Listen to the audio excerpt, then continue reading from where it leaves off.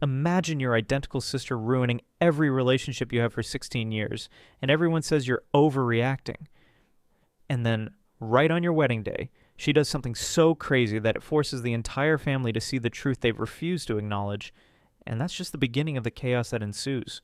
I'm Ava, 26, female, and for the first time in my entire life, I'm writing something without checking over my shoulder to make sure my sister isn't watching. Weird feeling, honestly. Like I'm waiting for a shadow to move even though I know she's nowhere near me anymore. Anyway, here's where it starts. I have an identical twin, Lily. Same face, same voice, same stupid dimple in the left cheek. We even have the same small scar above our right eyebrows from when we fell off our bikes at 7. If you saw us on the street, you'd think we were clones, but personality-wise? No. God, no. I grew up quiet, careful. The peacemaker. Lily grew up like she was born with a full tank of gasoline and a box of lit matches. If I tell you that she spent our entire childhood pushing boundaries, you'll think I mean sneaking cookies or staying up late. No, I mean testing how far she could twist people before they snapped. Teachers, friends, our parents. Me, especially me. Our mom used to say, she's just spirited. What she meant was, we're too tired to deal with the truth. But the worst part, there wasn't her tantrums or the way she'd smile sweetly while doing something cruel. No, the real nightmare started around the time we were 10, when Lily realized that sharing a face with someone is like having a built-in mask. She could pretend to be me and get away with anything. She'd blame me for things she did, breaking stuff, lying, saying nasty things. And when I'd insist it wasn't me, my parents would sigh and say, "Girls, this twin confusion needs to stop." Confusion. Right. It kept going when we were teenagers. The stakes got higher. Boys became involved, and suddenly my sister's favorite hobby was grabbing whoever I liked and pulling them into her orbit. She flirted with every single crush I ever had, not by accident, not because she didn't know. She'd look me in the eye, smile this cold, tiny smile, and then walk straight up to the guy I'd been talking to for weeks. And like clockwork, he'd shift. Stop texting, stop meeting my eyes, stop showing interest. Eventually break things off with some vague excuse. I never understood why. Until years later. But at the time, my parents kept insisting it was the boy's fault, or mine. Maybe you're too anxious. Maybe you're jealous. Maybe you're too sensitive about your sister. My dad once told me I needed to stop assuming the worst about Lily. Hey guys, real quick before we keep going, don't forget to sub and drop a like if you're enjoying the story. And tell me what you think in the comments. Thank you very much. Enjoy watching. The worst? God, I didn't even know what the worst was yet. By 16, I'd stopped dating, stopped trying, stopped thinking I was worth anything, honestly. Because how do you compete with someone who looks exactly like you but acts like she's the main character in a movie where everyone else is just a prop? But here's the thing you need to know. Despite everything, I still loved her. I kept making excuses for her, rewriting everything in my head to make it softer, less cruel. She's my twin. She's hurting. She's confused. She just wants attention. She doesn't mean it. I repeated that so many times it became prayer. Then I met Ryan. He was 28, warm, patient, with this quiet way of watching me like I wasn't invisible, like I mattered. He worked in cybersecurity, played guitar badly, loved his grandma more than anything, and didn't treat me like an accessory to my sister. For the first time ever, I felt like I'd found something Lily couldn't break. I didn't tell her about him for months. That's how conditioned I was. When she finally met him, she smiled too widely, the kind of smile that always meant she was plotting something. But he didn't react, didn't flirt, didn't get weird. And for the first time in my life, I felt safe in a relationship, or I thought I did, because Lily never stops at no. She just gets more creative. And God, did she get creative? Everything that came later, the coat room, the wedding screen, the viral video, all of it was already set in motion. I just didn't know the fuse had been burning under my feet for years. I always knew Lily had a sixth sense for whatever I wanted to protect. It's like she could smell happiness on me and needed to scrape it off before it stuck. The older we got, the more subtle she became about it. No more loud scenes or dramatic tears. No. Lily learned how to weaponize softness, innocence, or fragility, the sweet twin routine that made adults melt and made me look like a jealous, unhinged sister whenever I tried to point out what she was actually doing. So when she started getting weird around Ryan. My stomach dropped in that old familiar way. Not immediately, not at first, but it started with little things, like always finding an excuse to sit next to him at dinner or leaning over him to see his phone, even when he wasn't showing her anything. She'd giggle at jokes he didn't even make, playfully smack his arm in that flirty way she thought looked innocent, touch her hair, tilt her chin up, run her fingers along her own throat, all while staring at me like she was waiting for me to react. The thing is, Ryan didn't fall for it. He barely engaged. He'd scoot his chair an inch away. He'd give a polite smile and then turn to talk to me instead. He didn't give her the gratification any of my past boyfriends had. And that made Lily furious in this quiet, simmering way that only I could see. It was subtle, but Lily's anger was always about pressure, more like gravity than fire. A heaviness that entered the room with her, a stiffness around the shoulders, a brightness in her eyes that wasn't excitement, just tension searching for an outlet. I began sleeping with the door locked again, a habit I hadn't needed since I was 13. My parents, God, my parents, were oblivious as always. They'd say things like, "Isn't it wonderful how the two of them get along?" and "Lily's just excited for you." And when Ryan pulled me aside after one dinner to tell me he could feel her staring at him the whole night, my mom actually accused him of misreading the closeness twins have. Closeness. Jesus. The worst incident before the wedding happened about 4 weeks after our engagement. I'd come home from work to find Lily sitting in our living room. She should not have been there. She didn't have a key. But she was lounging on the couch like she owned the place, scrolling through something on her phone while wearing one of my sweatshirts, the faded blue one Ryan bought me on our third date. "Mom told me you were stressed about wedding stuff," she said in this airy, fake-concerned voice. "I wanted to surprise you, be supportive." Supporting me apparently involved opening my fridge, using my skincare, and leaving wet towels on my chair. When Ryan came home, her entire energy shifted. She sat up straighter, crossed one leg over the other, flexing her calf like she was posing for some imaginary camera. "Hey," she said, voice lowering in that imitation breathless tone she uses when she wants to be the irresistible twin. I saw the moment she expected him to falter. I also saw the moment her smile faltered instead, because he didn't look at her that way, didn't blush, didn't hesitate, just said, "Hi, Lily," like she was a co-worker's cousin he barely remembered meeting. She hated that, and in true Lily fashion, she retaliated without raising her voice. She sighed dramatically, sank back on the couch and said, "You know, I always wondered what it would feel like to date someone who could keep up with me. You're lucky, Ava, you really are." It was the tone, light, innocent, almost grateful, but her eyes flicked to mine right after. A warning disguised as a compliment. That's how she always operated. And when she finally left, Ryan waited until her car pulled away before closing the front door and saying quietly, "Ava, I think she's trying to start something." His voice wasn't angry, just calm in that steady, grounded way that made me want to cry, because he said it without accusation, without pity, without hesitation, like he believed me, fully, instantly. No one had ever done that before. I remember leaning my forehead against his chest and whispering, "You don't understand. She ruins everything, everyone." He hugged me tighter and said the words that changed everything, "Not me." I should have realized right then that Lily would take that as a challenge. And oh my God, she did. She escalated in ways even I didn't think she was capable of. The coat room at the wedding? That wasn't random. It was the end point of 16 years of her trying to take whatever I loved and make it hers. And it started, truly started, right after this moment. After that day in my living room, she dialed everything up. Not in obvious ways you could point at and say, "See, she's doing it again," but in tiny little needles meant to sting only me. At first it was accidental overlap. She'd show up at my bridal fittings claiming she didn't want me to be alone, then spend the entire appointment staring at my reflection and adjusting her hair. She'd comment on how certain dresses made me look washed out or kind of wide in the hips, but in a cute way. She'd ask the consultant if they had my size, but say it in the skeptical little tone like she doubted they did. She wasn't helping. She was taking inventory. Then she started texting Ryan. At first it was harmless things. Links to wedding venues, jokes about my mom's obsession with dusty rose linens, the kind of stuff our parents would interpret as sisters bonding. But every time I looked at his phone, there'd be a new notification from her.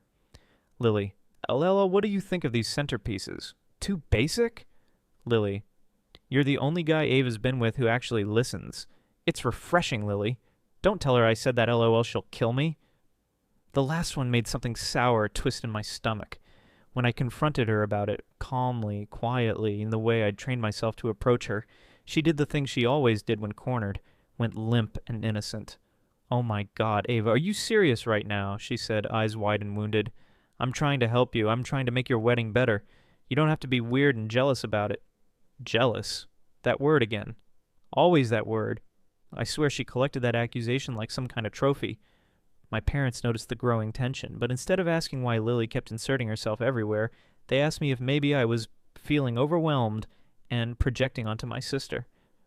Projecting. I remember sitting there on my childhood couch thinking, they truly don't see her.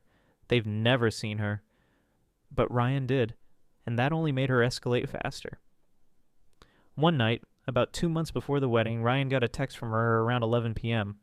We were in bed. He showed me immediately. He always did. The message was, "You up. Need to talk. It's important." A chill went through me. Lily didn't send messages like that, not unless she was about to start something nuclear.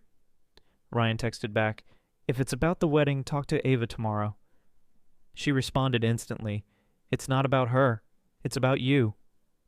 Those 5 words hit me like a punch to the gut. He didn't reply. She sent 3 more messages. "Are you awake? Don't ignore me, please." Then a final one. "Fine, forget it." He blocked her that night, not permanently, but enough to set a line. Enough to tell her in no uncertain terms, "I'm not yours to play with." If he had slapped her across the face, she would have reacted the same way, because Lily couldn't handle being denied attention, especially from someone she'd already decided she deserved. The next morning she showed up at my apartment unannounced. Again. She pounded on the door so hard the picture frames rattled. Ryan was at work. I opened the door half asleep, and she shoved past me like she owned the place. Her eyes were wild, not angry, wounded, and that was worse. "You turned him against me," she said, voice trembling in that fragile way that used to make people hug her out of guilt. "You always do this. You always ruin things for me." "Lily," I said carefully, "you texted my fiancé at midnight." "It wasn't like that," she snapped. "You twisted it. You made it something it wasn't. God, Ava, you're paranoid." Same script, different year, except this time she wasn't just angry, she was unraveling. Her hands were shaking, and her breathing had that manic rhythm she used to get right before she did something destructive, and I'd seen that expression before. When she was 12 and cut up my favorite sweatshirt, when she was 15 and slashed the tires on my bike, when she was 17 and told my boyfriend I'd cheated on him, which I later learned she followed up with a topless photo to comfort him. This wasn't new. It was Lily returning to her default setting, burn it all down, and she was staring at me like she couldn't believe I wasn't surrendering to the old pattern. For the first time in my life, I told my sister to leave. I didn't raise my voice, didn't insult her, just said, "Get out." And something in her snapped. "You think he's special?" she hissed. "You think he won't leave you like the rest? You think he's not already bored of you?" Then she smiled. Slow, sweet, poisonous. "You're wrong." It was a promise, a threat. And it was the moment I realized she wasn't just going to interfere with the wedding. She was going to try to take the groom, just like she'd taken everything else. And if she couldn't, she'd destroy us both. The coat room wasn't an accident. It was the climax of a plan she'd been building for months, maybe years. And I had no idea how far she'd go. Not yet. If the weeks before this were slow erosion, the month leading to the wedding felt like an active landslide. Everything Lily did suddenly had this frantic, desperate energy, like she could feel something slipping out of her hands but didn't know how to stop it, so she just gripped tighter and tighter until her fingernails dug into everything around her. My therapist would later call it escalation behavior. Back then I called it, please God, not again. She started showing up everywhere, same cafes, same gym classes, same grocery store. Once, I ran into her at a hair salon I'd been going to for years. Except I didn't invite her, didn't tell her, didn't even post about it. She just gave me that bright, faux casual smile and said, "Oh my God, what are the odds?" The odds were 100% when your sister stalks your calendar like it's her full-time job. But the worst part wasn't her showing up where I was. It was her showing up where Ryan was. She began randomly visiting his office building under the guise of wanting to eat lunch downtown. She'd wait outside with iced lattes and this theatrical surprise on her face when he walked out. She'd wave at him like a Disney princess. He'd wave back politely, tight smile, shoulders stiff, and immediately call me afterward. "Your sister was here again." "I know. I'm sorry. It's not your fault." "Then why does it feel like it is?" He never had an answer for that. A week after that, Lily crossed another line, one I didn't even know was possible. She accidentally FaceTimed him at 7:45 in the morning, wearing a robe, tied loosely. I was brushing my teeth when I heard Ryan say, Lily, why are you calling me?" I walked into the bedroom right as she giggled through the speaker and said, "Oops, meant to call Ava. I look crazy, don't I?" She angled the camera down. Not enough to be explicit. Just enough to imply. Ryan hung up instantly. I stood there gripping the bathroom counter so hard my arms shook. For a moment I felt 12 again, helpless, blamed, invisible. But then I looked at Ryan, and the shock on his face wasn't confusion or guilt. It was anger, protective anger. "You need boundaries with her, Ava," he said. "Real ones, hard ones." "I've tried," I whispered. "I've tried my whole life." He put his hands on my shoulders. "Then let me help." It should have made me feel better. Instead, it terrified me, because Lily didn't handle boundaries. She punished them, and she started the punishing these immediately. 2 days later, she cornered me in my parents' kitchen after Sunday dinner. Everyone else was outside. She waited until the sliding door closed and then stepped right into my space. "You're ruining our relationship," she said, voice trembling with this childish mixture of fury and hurt. "Ryan doesn't even like me now. Do you know how humiliating that is?" The words punched something deep in my chest. "He's not supposed to like you," I said. "He's my fiancé."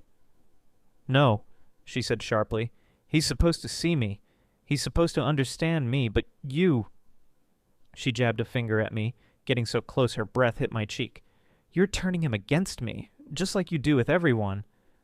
I stepped back. She stepped forward.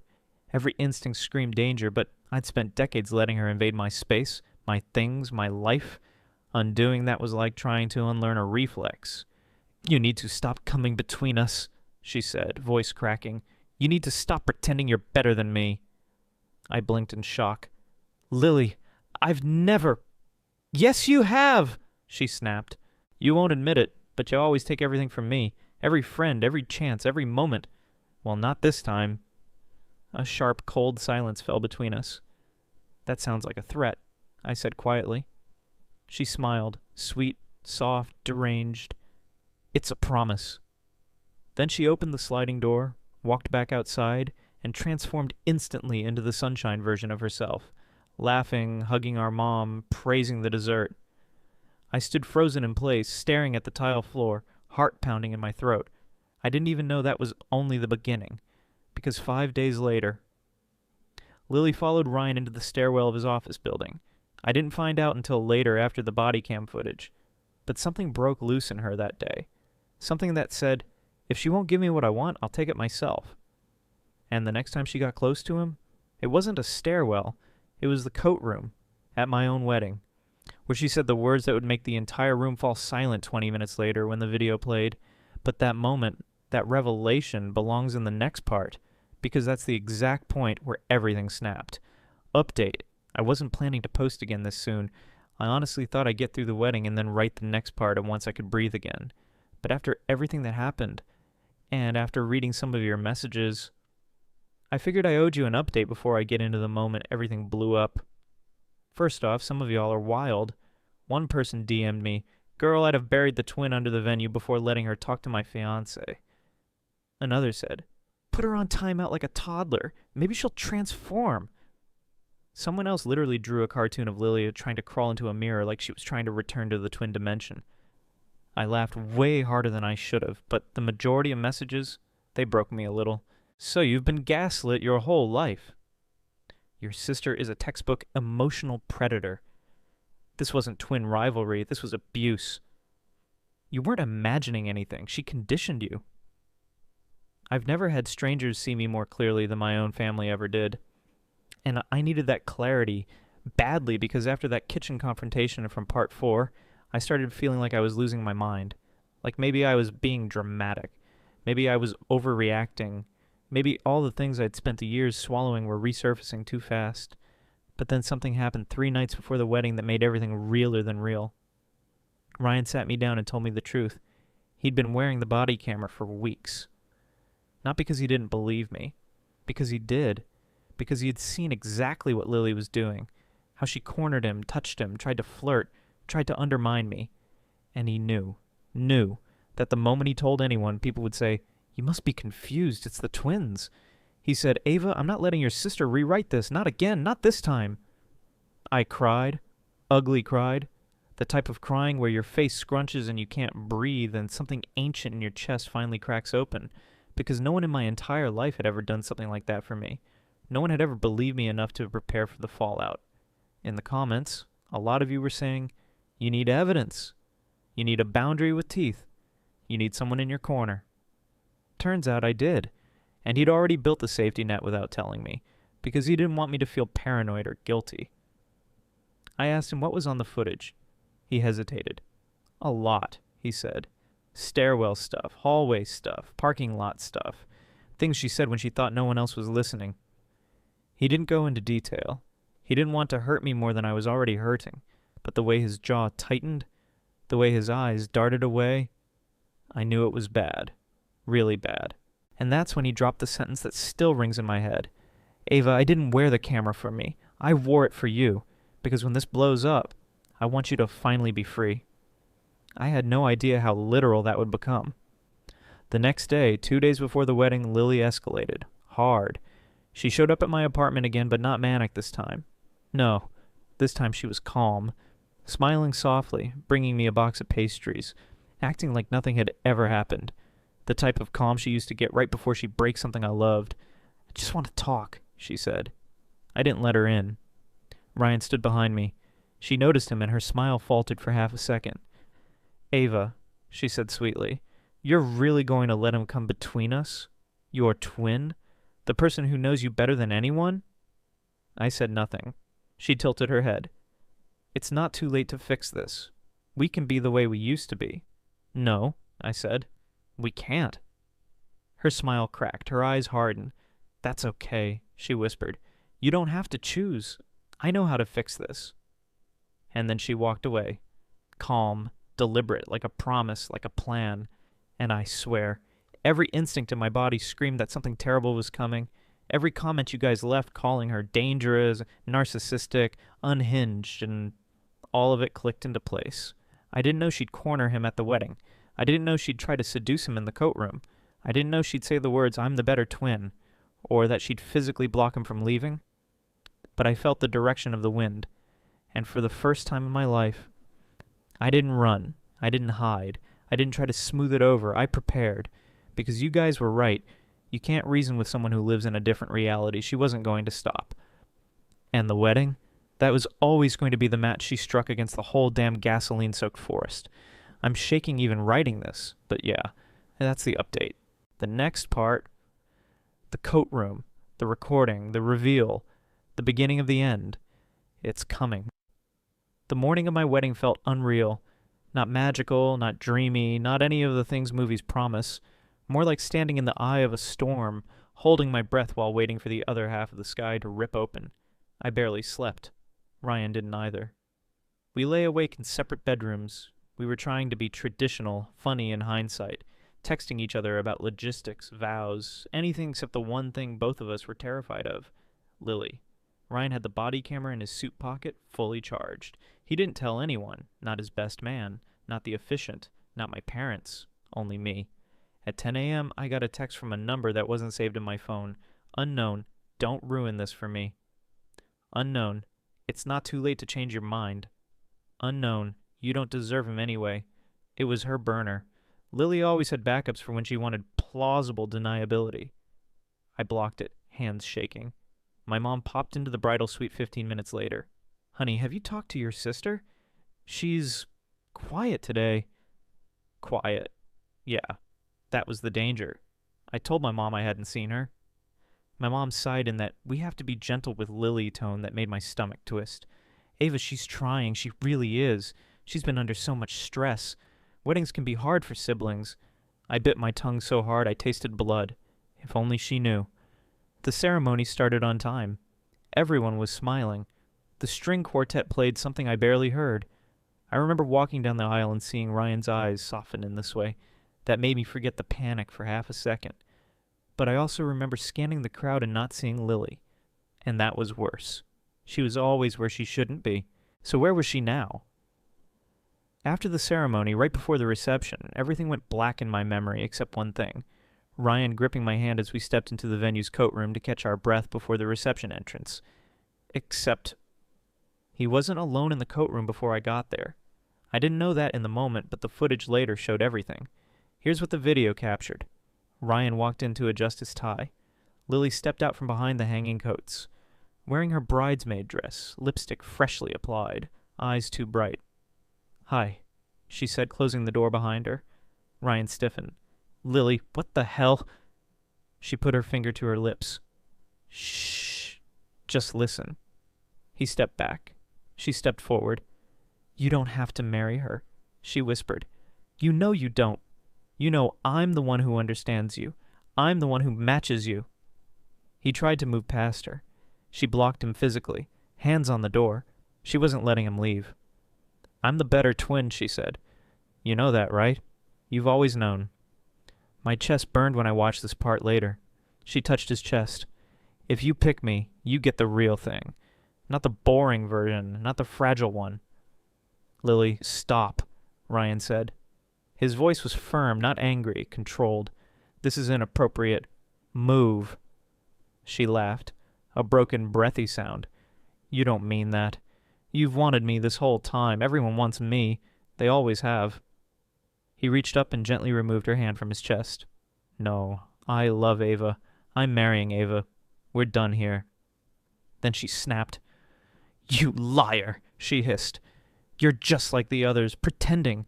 Don't you dare embarrass me like this." He tried again to open the door. She shoved it closed. He said, "Lily, if you don't move, I will call security." She froze. And then she said the line that made the entire wedding gasp when it played on the screen later. "She doesn't deserve you. I do. She's always stolen everything from me. I'm just taking something back." And when he didn't move toward her, she tried to kiss him. He turned his face away so fast the camera shook. "Don't ever touch me again," he said. That's when I walked in. I didn't see the kiss attempt, just Lily stepping back, breathing hard, looking guilty. She immediately switched to her innocent voice. "Ava, oh my God, I was just—" But Ryan cut her off. "Don't," he said. "Don't lie." Lily's eyes flicked wildly between us, and then she did what she always did when caught.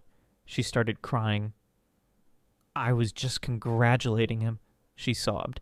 "Ava, I swear, he came onto me. He cornered me. I tried to leave." My whole body went cold, because that moment right there was the one she used every single time growing up. That exact script, the tears, the trembling hands, the fake fear, your boyfriend flirted with me. But this time she wasn't the only one with the story. Ryan looked at me, and then he whispered, "Ava, we have the footage." And everything inside me stilled. Finally, the truth wasn't just mine. It was real, visible, recorded. I took a deep breath, looked at Lily, and said, "Okay, let's show everyone." Her face dropped like she'd been shot. "No," she whispered. "No, you can't." But it was already happening. Ryan signaled his best man, who signaled the tech guy we hired for the reception slideshow. They pulled the footage from the camera. 2 minutes later, on a 20-foot projection screen, in front of 140 wedding guests, the coat room scene played in full color, full audio, full clarity. And the silence. God. It was like the air in the room turned solid. My mother covered her mouth. My father stood up. My sister's fiancé, yes, she'd had one, left the room. Half the room gasped at the better twin line. "But Lily?" She collapsed to her knees, screaming, "That's fake! He edited it! You made this! You set me up!" Chaos. Absolute chaos. And for the first time in my life, people didn't believe her. They believed me. But the story doesn't end here. This was only the detonation. What came after, online, offline, inside my family, was nuclear fallout. Update 2. First off, to everyone who messaged me after the coat room video reveal, thank you. Some of you wrote stuff like, "Girl, my jaw hit the floor so hard I left a dent," or "Your wedding turned into a season finale," or my personal favorite, "Who needs Netflix when you have Lily trying to seduce your man like a Bond villain?" But the overwhelming tone of the messages was, "You're not crazy. You never were. Your sister terrorized you. You deserved better decades ago." And I'm starting to believe it. Because what happened after the wedding wasn't just drama. It was a total unraveling of 16 years of lies, illusions, and family denial, publicly, loudly, and with consequences Lily never thought she'd face. The video went viral. I don't even know who leaked it first. Ryan's best man swears he didn't. My cousin says someone screen recorded it during the reception. Someone else claims my sister's ex-fiancé sent it to a group chat, and it spread from there like wildfire. All I know is that by the next morning, the clip was everywhere. Twitter, Instagram, TikTok, YouTube reaction channels, Reddit.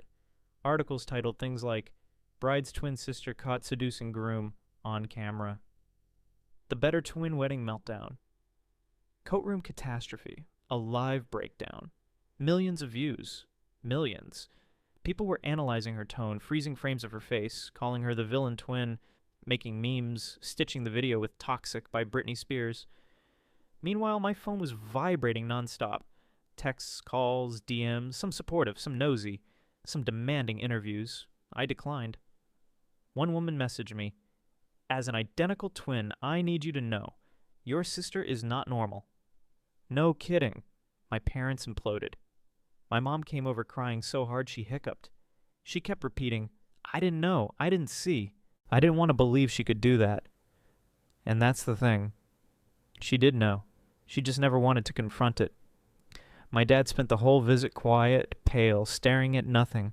When I finally asked what he was thinking, he whispered, "We chose the wrong daughter."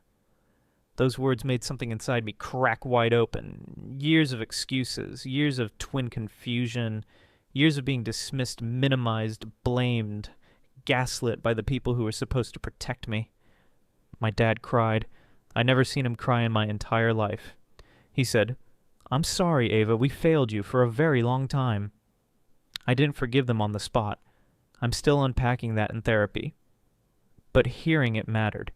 Lily went nuclear. When the video hit the internet, Lily didn't disappear. She doubled down. She posted a long, melodramatic Facebook rant about being betrayed, manipulated, and abused by me and Ryan. She claimed the video was edited, claimed Ryan cornered her, claimed she was traumatized. When people pointed out the raw footage contradicted literally everything she said, she started blocking anyone who disagreed with her, including family members, co-workers, and her own fiancé. Oh, right. He left her before the reception even ended. His sister apparently told him, "Run while you still have a soul left." After the breakup, Lily spiraled harder. She showed up at my parents' house, screaming so loudly the neighbors recorded her meltdown. She smashed her own phone in their driveway. She kicked over a potted plant. She tried to break my mom's car window with her heels. Security footage caught all of it. She alternated between sobbing, screaming, blaming me, blaming Ryan, begging, threatening, and then collapsing dramatically on the lawn like she was auditioning for a tragic opera. My mom tried to comfort her. Lily shoved her. My dad tried to get her inside. She slapped his hand away. For the first time in her life, her crying victim routine wasn't working on anyone. And watching her unravel, it didn't make me feel victorious. It made me feel exhausted, empty, sad in a way I can't even describe, because she could have chosen to be better. She chose war instead. My ex-boyfriends started reaching out. I was not prepared for this. One by one, men I dated as far back as high school started messaging me. "Hey, I'm so sorry. I didn't know how to admit what really happened. She told me you were leaving me. She sent me photos and said she needed help. She said you didn't want me anymore. She told me it was twin confusion. I should have asked you. I should have known better." And some of them admitted she manipulated them into thinking I was unstable or cheating. One confessed she told him I'd moved on already and convinced him to sleep with her. Another said she pressured him relentlessly, then guilt-tripped him into silence. Every message was like uncovering another grave. I wasn't paranoid. I wasn't dramatic. I wasn't imagining patterns. Every relationship I lost, she destroyed with intent. And my heart broke for the younger version of me who thought she was the problem. The family divided. Some relatives sided with me. Some tried to stay neutral. A few insisted Lily was just confused and hurting, as if that explained 16 years of calculated sabotage.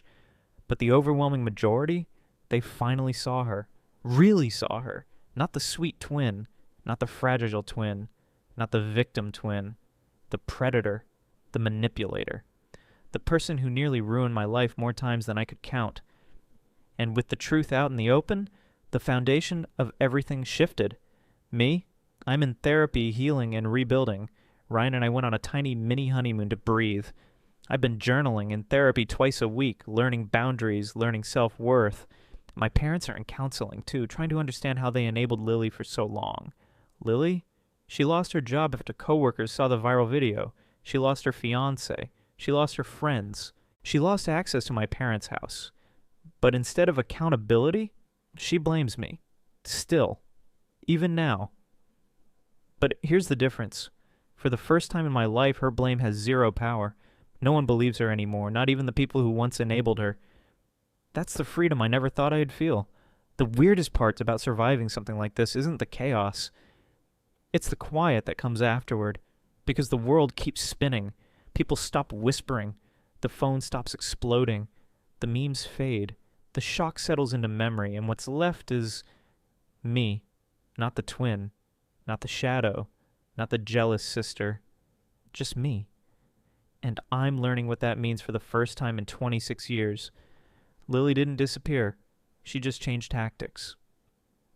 For a while after her public meltdown, she tried going full victim mode online, posting vague quotes about betrayal, the family turning against you, and false narratives. She tried getting sympathy from strangers who didn't know the truth. But the problem was, everyone did know the truth. The video was too clear, too damning, too unspinnable. And once her lies stopped working on the outside world, she turned inward. She sent me long messages at 3 a.m., pages of apologies followed by accusations, crying voice memos followed by sudden rage. You ruined my life. You took everything from me. You made me look like a monster. You owe me. I didn't respond. I blocked her everywhere. And when she showed up at my apartment building one night, buzzing my unit over and over, screaming through the speaker, I didn't run to calm her like I used to. I called security. They asked if I wanted to press charges. I said no. But I didn't let her in. That was the real break. The door she'd walked through her whole life was finally shut, and she knew it. She tried our parents next, but they didn't bend either. Therapy cracked something open in them. They started recognizing their own guilt. The years they ignored me, dismissed me, enabled her behavior because it was easier than confronting it. Lily tried using the old tricks on them: fragility, tears, blame. But without their denial propping her up, the tactics fell flat. Her influence evaporated, and she hated it. She still does. The internet eventually moved on, but the apologies didn't stop. It slowed down after a few months, but the messages from my past kept trickling in. Old friends who admitted Lily turned them against me. Classmates who said she spread rumors about me. Ex-boyfriends who said they wished they'd known the truth. One even wrote, I always felt like she was manipulating me, but I was too young to spot it. I'm sorry I didn't protect you. Every message was bittersweet. Painful validation, sad confirmation, proof of all the invisible wounds I had carried. But instead of dragging me down, something unexpected happened. I started to feel lighter. Like all those ghosts were finally being unburied and released. Like I wasn't crazy. I wasn't dramatic. I wasn't the problem. I was a kid surviving next to a hurricane, and no one handed me a raincoat. Ryan and I actually got married, properly this time. Quiet courthouse ceremony. No audience, no music, just us. And a witness from the clerk's office who cried because she said she'd never seen two people look at each other like that. We moved to a new city 3 months later. Far enough that Lily can't accidentally run into us, close enough that my parents can visit for therapy sessions when they need to. I got a new job at a nonprofit. Nothing glamorous, nothing flashy. But the first day I walked into that office and someone asked, "What's your name?" I answered Ava, without feeling the need to follow it with, "I have a twin." For the first time, my identity wasn't hinged to someone else. It was mine. Completely mine. Therapy saved me. Boundaries rebuilt me. Love stabilized me. Distance freed me. I spent months in therapy untangling the mess, learning what healthy relationships look like, understanding the patterns of manipulation, understanding trauma responses I didn't even know had names. My therapist once said, "Children growing up in the shadow of a manipulative sibling often become experts at shrinking." I didn't realize how small I had made myself until I stopped doing it. Now I speak louder, laugh louder, exist louder. Not to drown anyone else out, but because I'm finally allowed to be full volume. Lily's life didn't magically improve, but that's not my responsibility anymore. She lost her job. She lost her fiancé. She lost her social circle. She nearly got evicted until my parents offered temporary help with conditions, therapy, accountability, boundaries. She refused. She still blames me, still insists I orchestrated everything, still says I manipulated the internet, still says she's the real victim, but now her words have no weight. She screams into an empty room, her lies echo back at her, and I don't have to carry any of it. The real ending? It's not her downfall. It's my freedom. For the first time since childhood, I sleep without fear of my phone lighting up with chaos. I leave my door unlocked without expecting her to barge in. I look in the mirror and see my own face, not a duplicate. I love without watching for sabotage. I exist without competition. I breathe without bracing for impact. I'm finally living a life that has nothing to do with Lily. She doesn't define me, doesn't own me, doesn't shape me. The truth didn't set her free. It set me free, and that's a real miracle. Not the viral video, not the public fallout, not the wedding chaos. It's the quiet, steady, breathtaking realization that my life is mine again. Maybe for the first time ever. And I'm finally happy. Not because she lost, but because I won myself back.